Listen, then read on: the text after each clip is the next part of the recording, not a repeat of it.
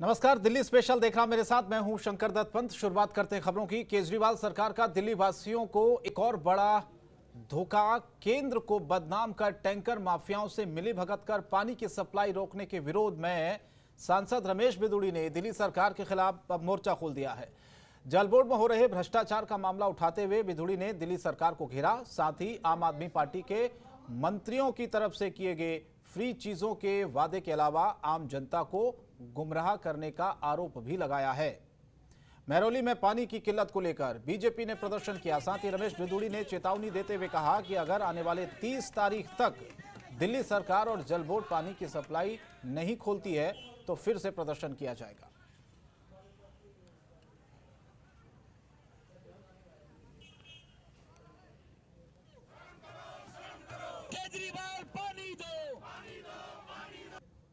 South Delhi सांसद रमेश बिधूड़ी द्वारा जो है आज केजरीवाल के खिलाफ एक प्रचंड प्रदर्शन किया जा रहा है। वसंतकुंज जल बोर्ड पे हम आपको तस्वीरों में दिखा रहे हैं कि यहाँ पे लगातार जो है कुसुमपुर पहाड़ी से, रजौकरी से, जेबी वंश से कई कैंपों के जो है लोग पहुँचे हुए हैं और लगातार यहाँ पे प्रदर्शन कर रहे हैं जल बोर्ड के लिए। और जल बोर्ड की इनकी शिकायत है कि जिस तरह से टैंकर माफियों द्वारा जो है दिल्ली की सप्लाई पानी बंद किया गया है, कई क्षेत्रों में जो है पानी नहीं आ रहा, उसको लेके स्थानीय लोग यहाँ पे मौजूद हैं। साथ ही जिला अध्यक्ष जगमोहन महलावत के साथ सांसद रमेश बिधूड़ी पूरे लोगों के साथ जो है जल बोर्ड का घेराव कर रहे हैं। और साथ ही यहाँ पे जो है उन्होंने चेतावनी भी दी है कि अगर जो है 30 तारीख तक अगर यहाँ पे पानी की सप्लाई नहीं हुई तो फिर से दोबारा जो है बड़ा आंदोलन किया जाएगा। और कहीं ना कहीं लगता है कि जिस तरह से केजरीवाल सरकार पानी पे भी जो है राजनीति कर रही है, उसको लेके भाजपा जो है उनको आड़े हाथों ले रही है और टैंकर माफियों की कहीं ना कहीं जिस तरह से उनके साथ सांठगांठ है उसको उजागर करते हुए नजर आ रहे हैं। आप तस्वीरों में देख सकते हैं काफ़ी भीड़ यहाँ पे मौजूद है और लगातार जो है काफ़ी लोग यहाँ पे आए हैं और सभी परेशान है। अपने सहयोगी गोविंद के साथ दीप सिलोड़ी, जनतन टीवी, दिल्ली। और कृषि कानूनों के खिलाफ दिल्ली में चल रहे किसान आंदोलन में अब विपक्ष भी कूदता नजर आ रहा है। आज कृषि कानूनों के विरोध में कांग्रेस के तमाम बड़े नेता दिल्ली के विजय चौक से राष्ट्रपति भवन तक मार्च करना चाहते थे, लेकिन धारा 144 लगाकर उन सभी को रोक दिया गया। इसी पर कांग्रेस के मीडिया विभाग के जनरल सेक्रेटरी प्रणव झा ने जनतंत्र टीवी से बातचीत की है। क्या कहा उन्होंने, सुनिए। नए कृषि कानून को लेकर केंद्र सरकार और किसानों के बीच में गतिरोध बरकरार है और आज कांग्रेस के जो तमाम बड़े नेता हैं वो विजय चौक पहुंचकर राष्ट्रपति भवन तक मार्च करना चाह रहे थे और ऐसे में उन लोगों को परमिशन नहीं दी गई है। इस पूरे मुद्दे पर बातचीत करने के लिए कांग्रेस कम्युनिकेशन के जनरल सेक्रेटरी प्रणव झा जी हैं। प्रणव जी, धारा 144 लगा दी गई है, रोका जा रहा है आप लोगों को, क्या कहना? इस पे कांग्रेस क्या कहे? इसमें तो आपको कहना चाहिए कि क्या इतने वर्षों से आप इसी परिसर में रहे हैं, क्या हम और आप बात करते हुए यहाँ तक नहीं जा सकते? क्यों रोक होनी चाहिए इस बात पर? यहाँ से 2 किलोमीटर की दूरी है कांग्रेस मुख्यालय की और वहाँ से तो लोग चलना भी नहीं चाहते थे। यहाँ इकट्ठा होकर यहाँ से और वो वहाँ बैरिकेड तक जाना चाहते थे क्योंकि अंदर तो सिर्फ 3 लोग जा सकते हैं, 3 लोगों की अनुमति थी। और हमने जो प्रोटोकॉल है कोरोना के टाइम का उसका सम्मान करते हुए पहले भी गया है प्रतिनिधिमंडल, उन्होंने ऐसे 3 काले कानून बनाए हैं कि आप जो है उसमें हस्तक्षेप करें और कानून को विड्रॉ करें। तो वो चाहते हैं कि जो है किसानों से बात करें और उनके लिए क्या फायदेमंद है वो कानून बनाए और उसका श्रेय ले अगर उन्हें तकलीफ। लेकिन प्रणव जी, जो केंद्रीय कृषि मंत्री नरेंद्र सिंह तोमर हैं या फिर बीजेपी के कोई भी नेता उनसे बातचीत की जाए वो तो नए कृषि कानून के तमाम फायदे गिना रहे हैं, तो फिर आखिरकार गतिरोध किस चीज का है? सिंघू बॉर्डर, टिकरी बॉर्डर, दिल्ली के जितने भी बॉर्डर हैं, आखिरकार फिर किसान क्यों बैठा हुआ है? ये बताएं, आपने किसानों की जाके कोई मदद की है? हमने भी नहीं की है। किसान वहाँ क्यों बैठा? उनको पैसे मिल रहे हैं बैठने के। इतनी ठंड में आप बैठेंगे यहाँ? मैं इंतजाम कर देता हूँ, आप बैठेंगे? हम में से कोई बैठेगा यहाँ रात को? और वहाँ छोटे बच्चे, वृद्ध व्यक्ति, 45 लोग मर गए। वो क्या राजनीति कर रहे हैं? शर्म आती है इस सोच पे। और जो ऐसी बातें कर रहा है ये वही लोग कहते हैं जो अहंकार में पागल होते हैं, मदमस्त होते हैं और ये गुणगान कर रहे हैं। ये क्या है? मोदी स्तुति है। ये मोदी भजन है। क्यों है? क्योंकि सत्ता में बने रहना है, उनको मंत्री पद में बने रहना है। वरना कोई भी आदमी, आप ये देखिए जमीर वाला आदमी, वो चौधरी वीरेंद्र सिंह, आज वो आके बैठ गए, भाजपा के साथ थे, बैठ गए वहां। इनके 40-40 सालों के साथ के जो इनके सहायक दल थे, अकाली दल थे, क्या हुआ उनको? वो क्यों है? कांग्रेस ने भड़काया उनको। क्या उनको कांग्रेस की राजनीति करनी है? वो तो भाजपा के साथ थे, मैंडेट तो उनको भाजपा के साथ मिला था, तो वो उनसे क्यों अलग हो गए? वो इसलिए अलग हो गए कि ये आपके लिए, इनके लिए, भाई साहब के लिए, जो भी इस देश में खेती बाड़ी करता है, लगभग 62 करोड़ 65 करोड़ लोग इस देश में खेती बाड़ी करते हैं, ये उनके खिलाफ है ये कानून, ये देश विरोधी कानून है, ये लोक विरोधी कानून है और ये जरूर निलंबित होना चाहिए। अच्छा प्रणब जी, एक आखिरी सवाल ये है कि राहुल गांधी समेत कौन कौन अंदर जा रहे हैं और क्या उन लोगों को कांग्रेस मुख्यालय से यहाँ तक पहुँचने दिया जा रहा है? मुझे जो सूचना मिली, मेरे जिनका अपॉइंटमेंट है 11:30 बजे का, राहुल जी के नेतृत्व में दोनों सदन में हमारे जो नेता हैं पार्टी के, कांग्रेस पार्टी के नेता हैं, राज्यसभा में लोकसभा में, उन दोनों को समेत राहुल गांधी जी के अनुमति दी जाएगी। अब हम देखते हैं कि उनको किसानों के हस्ताक्षर जो है वो लेकर के जाने दिया जाता है कि नहीं। हम सब भी इंतजार कर रहे हैं, यहीं से जाएगा उनका काफिला, तो हम देखते हैं। शुक्रिया प्रणब जी तमाम बातचीत के लिए। तो ये हमारे साथ कांग्रेस कम्युनिकेशन के जनरल सेक्रेटरी प्रणब झा थे। कैमरा पर्सन मनीष के साथ इंद्रसेन यादव, जनतन टीवी, दिल्ली। और नए कृषि कानून को लेकर केंद्र सरकार और किसानों के बीच गतिरोध बरकरार है। इस पूरे मुद्दे पर केंद्रीय कृषि राज्य मंत्री कैलाश चौधरी ने जनतंत्र टीवी से खास बातचीत की है। इस दौरान उन्होंने कहा कि विपक्ष के पास कोई मुद्दा नहीं है, इसीलिए विपक्ष किसानों के कंधे पर बंदूक रखकर चला रहा है। नए कृषि कानून को लेकर केंद्र सरकार और किसानों के बीच में गतिरोध बरकरार है और इस पूरे मुद्दे पर बातचीत करने के लिए हमारे साथ कैलाश चौधरी जी मौजूद हैं। कैलाश जी, नए कृषि कानून को लेकर दिल्ली के जितने भी बॉर्डर हैं सब पर प्रदर्शन चल रहा है। किसान पीछे हटने के लिए तैयार नहीं है, ना ही केंद्र सरकार पीछे हटने के लिए तैयार है। गतिरोध खत्म कैसे होगा? ऐसा है कि कोई भी आंदोलन हो उसका रास्ता तो निकलता है तो बातचीत से ही निकलता है। तो मैं सोचता हूँ ये किसानों के बहुत हित के बिल हैं और मैं जो किसान बॉर्डर पे बैठे हैं तो उनसे भी यही कहूँगा कि जो इस बिल के अंदर किसान के हित का है उसमें अगर आपको कोई संशोधन या ऐड कराना है तो उसके लिए भारत सरकार है, वो वार्ता के लिए तैयार है, बैठकर ही इसका हल निकल सकेगा। कैलाश जी, बस 2 सवाल और हैं। ये बताइए कि आप लोग कह रहे हैं कि नया कृषि कानून किसानों के लिए भले के लिए है, तो आखिरकार किसान समझ क्यों नहीं पा रहे हैं? प्रदर्शन किस बात का है? मैं कह रहा हूँ ना कि देश का किसान समझा हुआ है, तभी प्रधानमंत्री जी को धन्यवाद दे रहा है। हम तो ये चाहते हैं कि देश का अंतिम किसान, कोई भी एक किसान है, वो भी इस बिलों को लेकर किसी प्रकार की भ्रांति नहीं रखे। इसलिए हम चाहते हैं कि इसका समाधान निकले और निश्चित रूप से ये किसान को आज़ादी देने वाले हैं, किसान के जीवन को परिवर्तन करने वाले हैं। और इतने ही अगर पुराने बिल होते अच्छे तो देश का किसान क्यों आत्महत्या करता।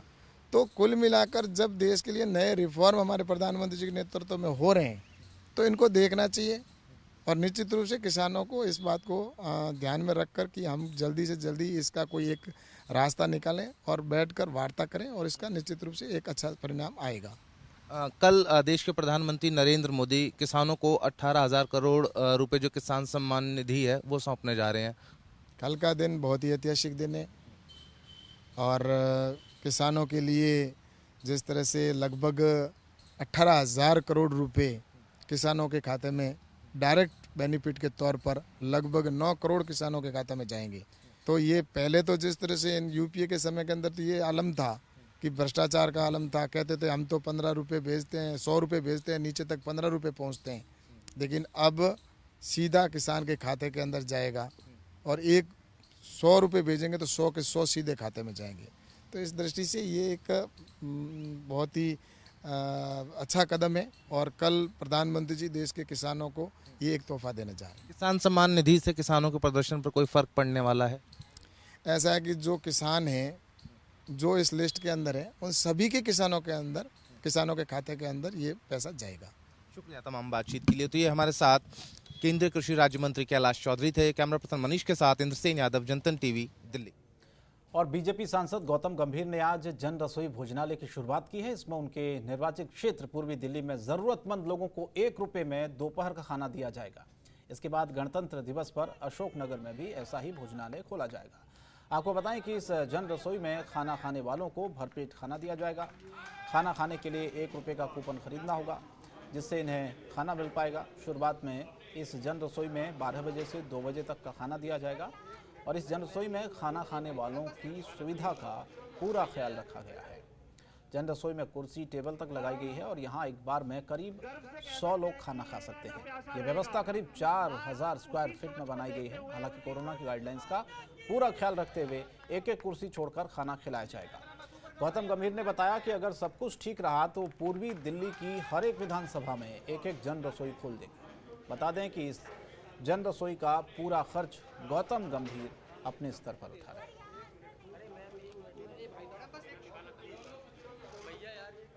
चाहते हैं कि जो मेरा विजन है, हम चाहते हैं कि दिल्ली में कोई भी व्यक्ति भूखा ना सोए, क्योंकि सबसे जो इम्पोर्टेंट चीज़ है वो है खाना।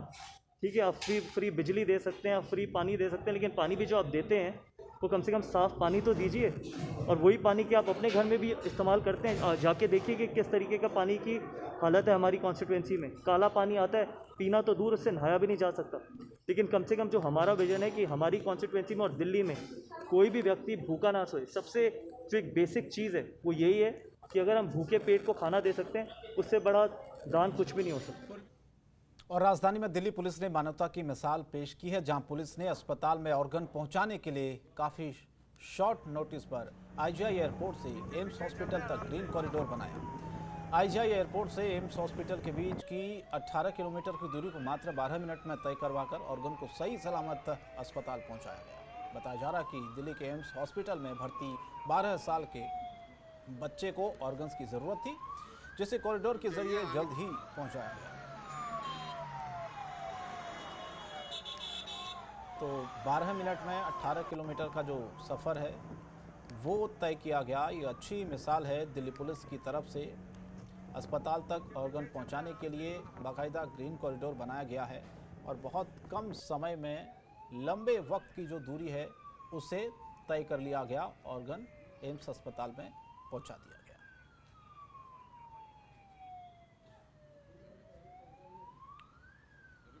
तो ये मानवता की एक मिसाल कही जा सकती है। अक्सर हम देखते हैं पुलिस की कई कार्यप्रणाली जिसको लेकर सवाल उठते हैं, लेकिन कोई अच्छा काम है तो उसकी तारीफ भी करनी चाहिए। और ये दिल्ली पुलिस का जो काम है वाकई ये काबिल तारीफ भी है।